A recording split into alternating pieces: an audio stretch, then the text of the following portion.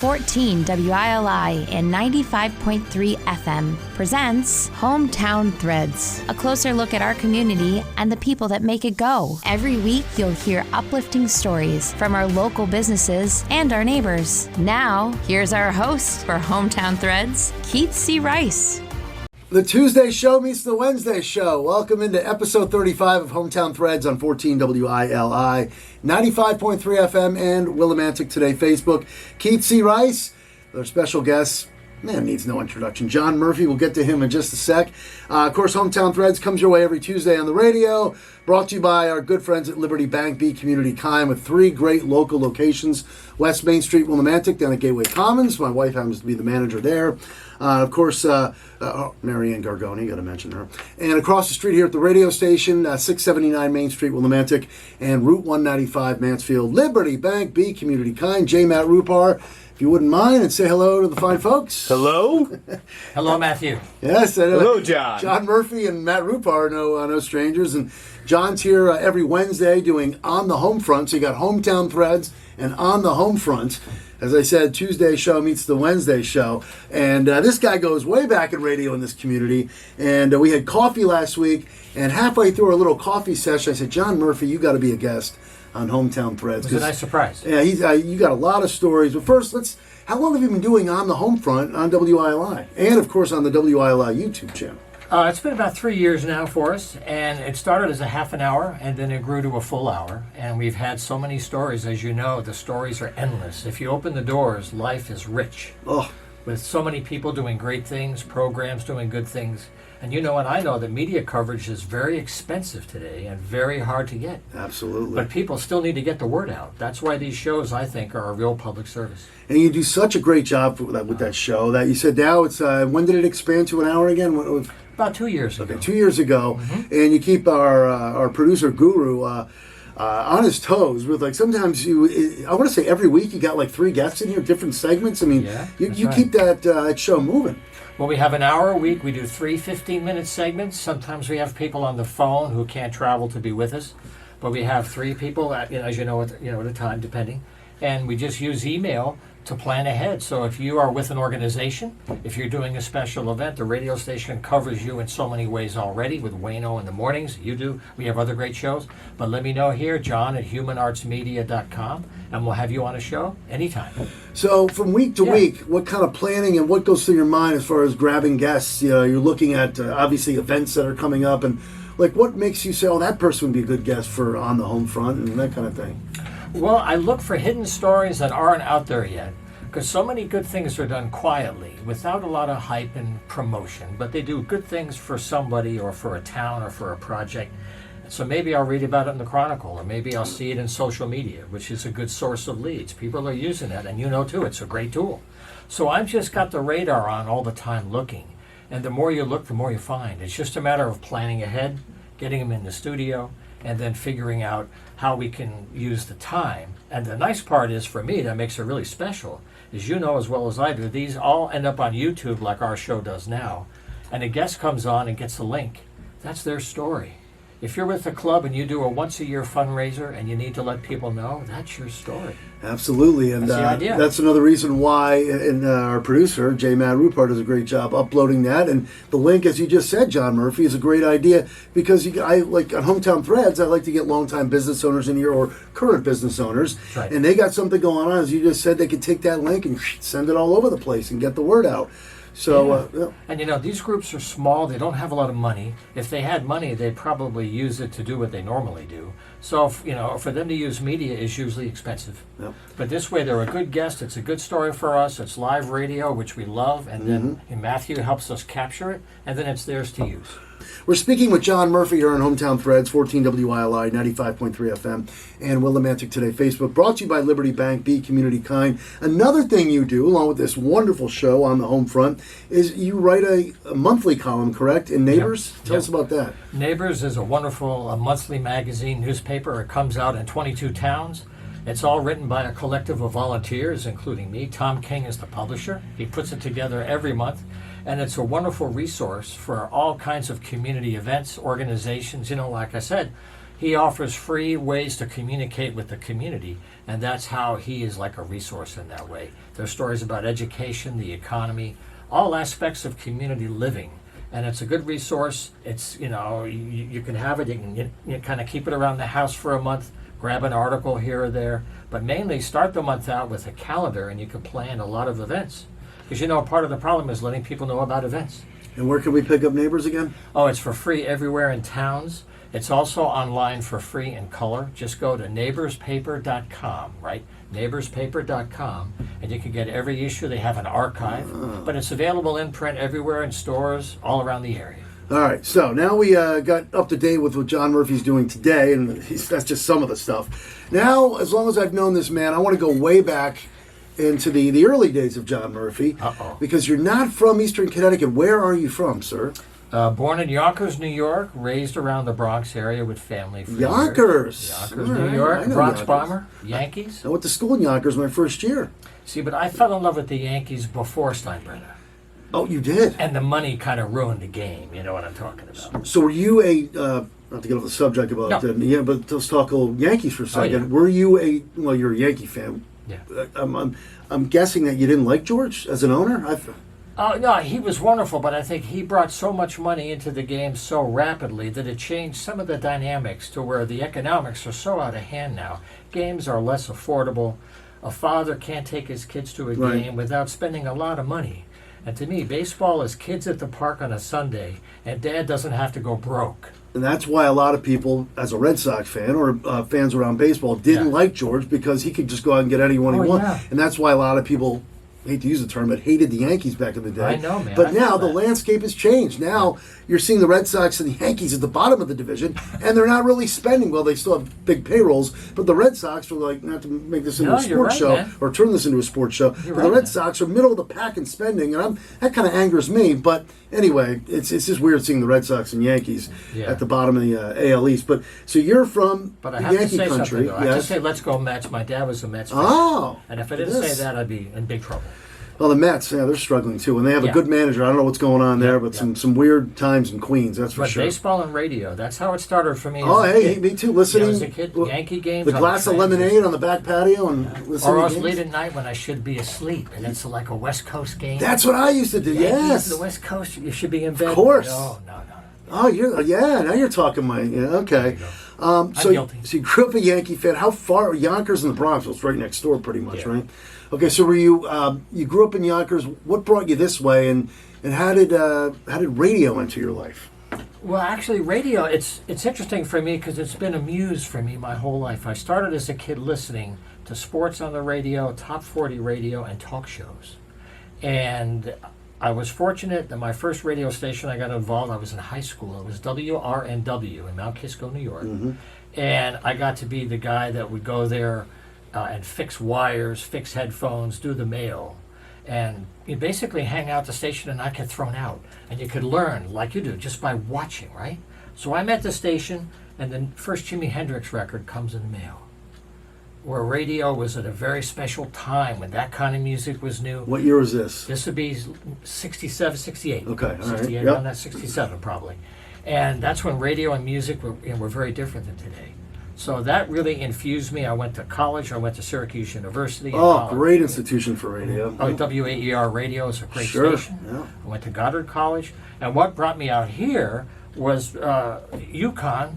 I was able to be hired as their first full-time general manager. And what year was that? That was the fall of 1978. So how about this? He goes from Syracuse to UConn, former Big East rivals there. Well, at the time, when John came to UConn, wait, that was in the early days of the Big East, right? So Syracuse and UConn were in the Big East at that point, right? Yep. So so you were the WHUS first general manager there? Yeah, what happened is they go back to 1915. They go back to their early experimental days with faculty in the science department before broadcasting, the industry was set up. But the station was set up, the students were running it, and around the mid-'70s, they decided to become a new kind of college station that was called a community radio station, where listeners could join, and they did radio shows together. So they said, well, if we're going to do that, they wanted to go 24 hours a day, because they weren't, and they needed a general manager to ride shotgun. In my early Basically, days yeah. in radio, I started here. Wayne hired me to be a board op in my teens, but I listened a lot to WHUS when you were running it. Yeah. I was aware of who you were. I don't think I knew you at that point. I was Yeah. in high school. And WECS. Hello to John Zatowski if he's listening or watching. 90.1. And I know the two Johns are buddies there. We'll get into that and what you're doing now. I know you're connected with Yeah. Jay-Z. But so I listened to those. I found it so fascinating, John Murphy. I was able to do a show at ECS senior year of high school. It was like a summer morning show. Yeah. But again, like ECS did the same thing HUS did. They welcome into the community. I would tune in and go, who's coming on next? It could be a bluegrass show. It could be a rock show. It could be a talk They show. had Spanish shows on the Spanish weekend. show. Yep. And so did you have a show as the station's general manager back in the day or what? Yes, I always had one so that I could say to the staff, well, I can do it as well. I'm not someone who sits in the front office who doesn't go in the trenches. Because to me, the radio station was always about studio. The office is only how you make things safe for the DJs. Because this room is why radio lives. It's not the front office.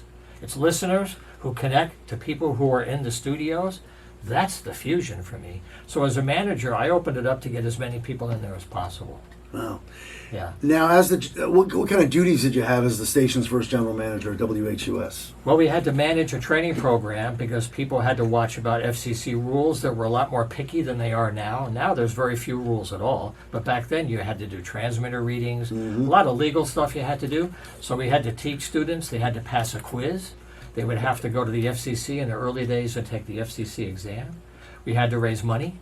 We wanted to build new studios, and we wanted to grow the station. Your plate was full. It was very full because you took like an acorn.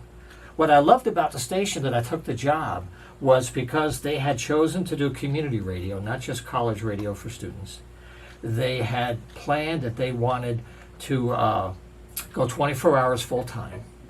They had a wonderful signal for a college radio. WHUS has a good signal. 91.7 is a great signal. It's a good Yeah. signal, which is critical. And the last thing is that they had a wonderful music library. So for generations before I came there, people were already committed to music, to saving it, so the music was there for them. Those were the ingredients. We're talking to John Murphy here. You know this Yeah. voice. You've seen this face on the home front. Of course, Wednesdays on WILI. Right. So when you were just graduating, go back to Syracuse. You're about to graduate and you're looking for jobs in radio. In the HUS, were you applying elsewhere? Or did HUS just jump out of you? I know you're from Yonkers, New York, but Storrs, Connecticut, just it was a general manager's job. And is that what attracted you most, or were you looking? Do you have other jobs in the wings? Well, okay, in between, let's say I was at Syracuse from 1970 to 74.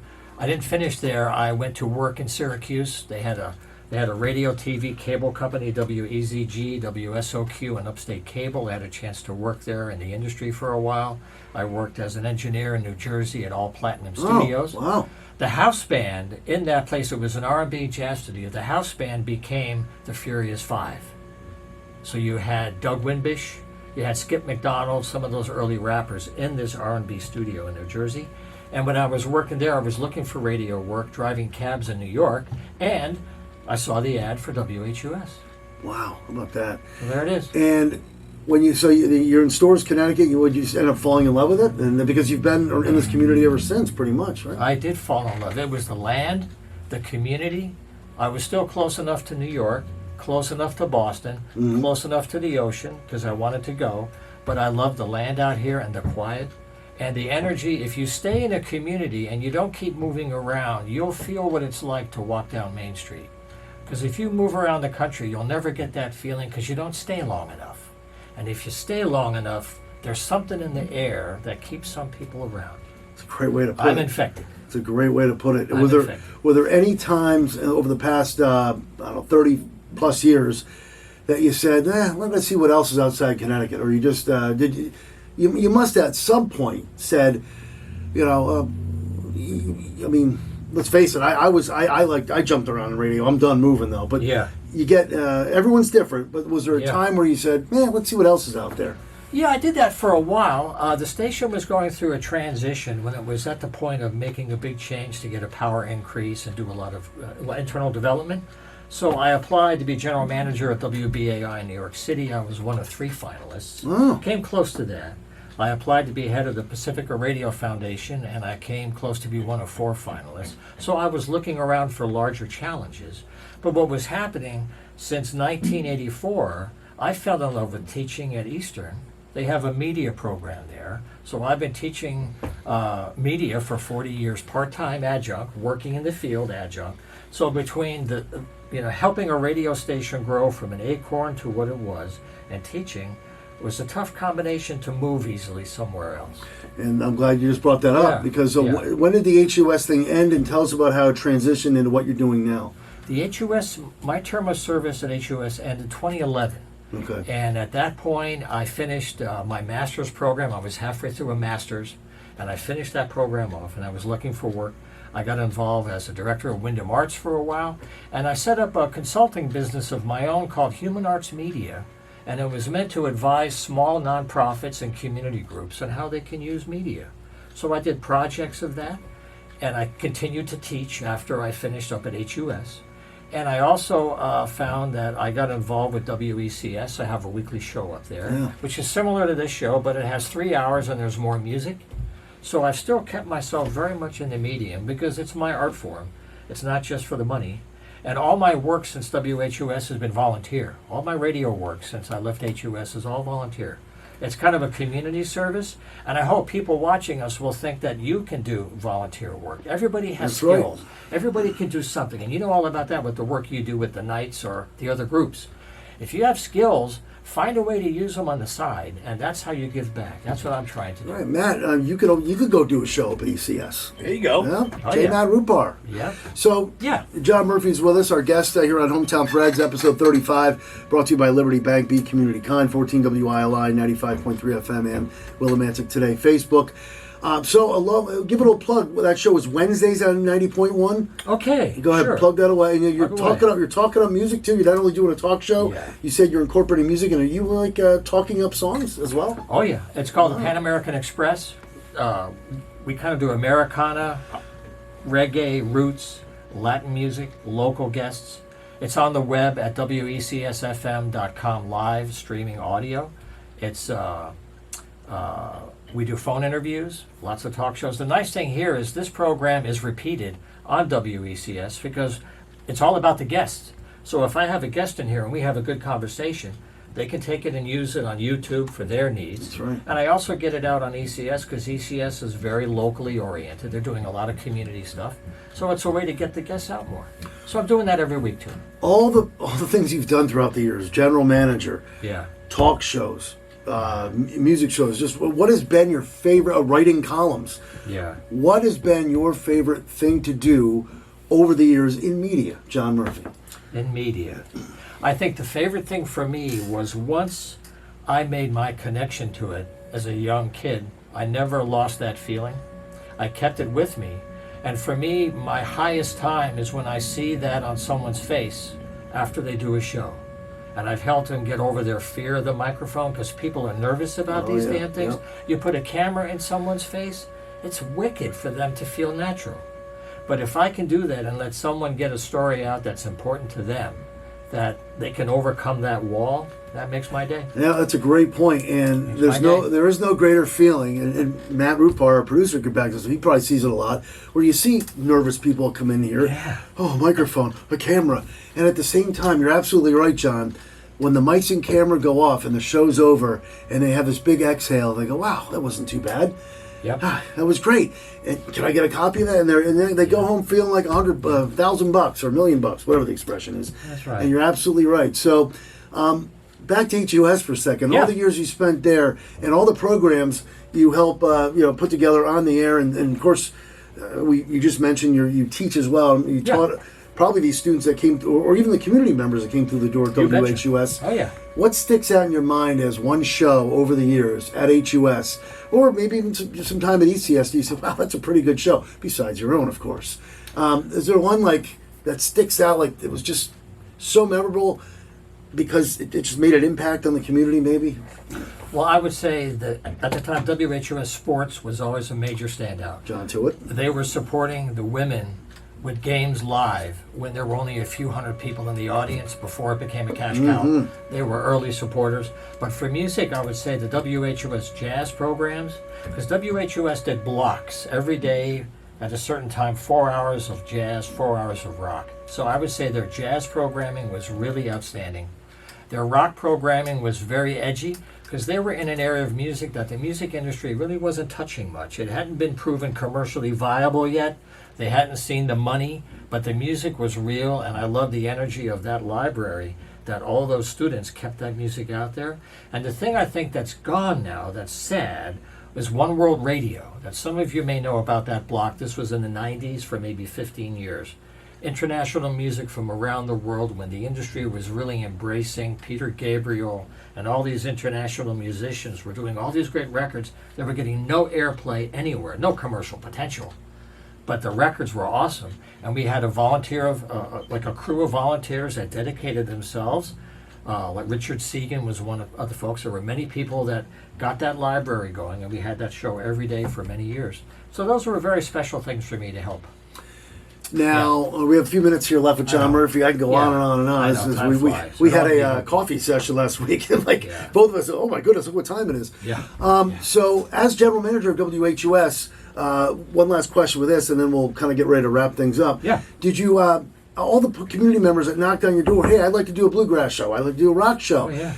Did you have to kind of, how did you separate, well, we can't have back-to-back rock shows. Did you have to, how did you hand out the time slots, I guess? How did that go? That's a combination of science, luck, and voodoo. Because, these are volunteers, so you have to see when people are available.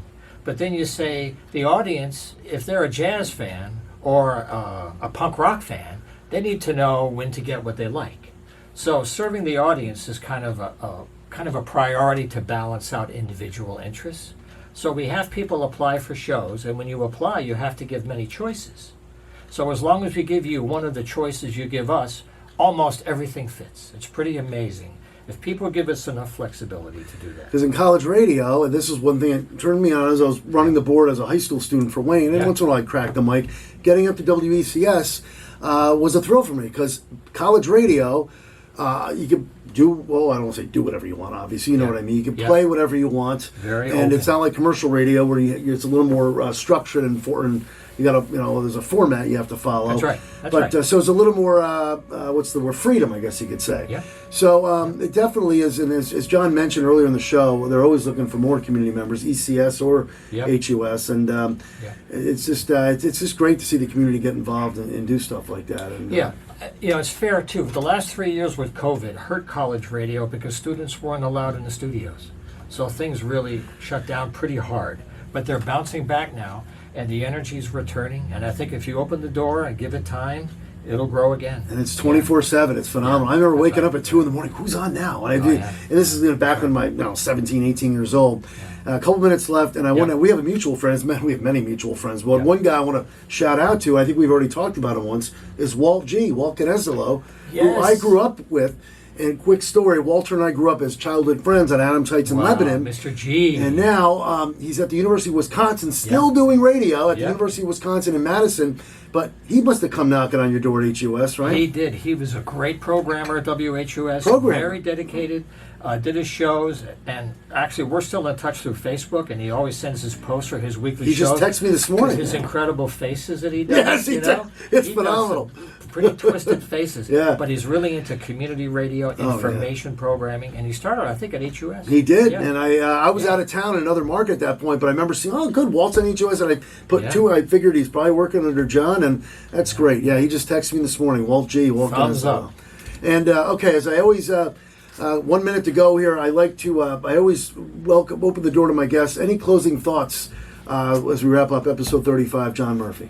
Yes, I would say if you can subscribe to your local newspapers, help to keep them alive. We need local information. We need local media. The national media never talks about Willimantic unless it's something unusual or horrific. Well, the Boombox Parade. That's wonderful. Heroin Town is another side. Oh, yeah. And the town is still recovering from that PR nightmare. But I would say support your local media, listen to local radio. You can get all the music you want now, but you can't get somebody talking about today's weather, what's happening in your town, what's going on. So stay human. Get away from the Android universe of music to the 10th degree. That's fun. But just travel in your driveway when you get home. Check out local radio. People are trying hard to connect you to your community, and it has to go two ways. This also makes people good citizens. It makes them voters. It helps local businesses, and it keeps money local as well. You ever think about running for office? No, I'm kidding. All right, he mentions local radio, especially not only tune in, but tune in Wednesdays at 5:05 for On the Home Front. Thank you. With this man, John Murphy. Pleasure to be here. Pleasure. Thank Episode 35 of Hometown Threads brought to you by Liberty Bank. Be community kind. Thank you to J. Matt Rupar as well. As always. And he'll see you tomorrow on Wednesdays for On the Home Front. Yeah. All right, thank you for listening. Thank you for watching. And in the words of the great Roddy McCumber, bye for now, folks. Bye for now. And that concludes another edition of Hometown Threads. Got a story for Keith? Reach out to him on Facebook by searching Keith C. Rice or email him at krice@hallradio.net. Don't forget to tune in next week on 14 WILI and 95.3 FM, as well as the Willimantic Today page on Facebook.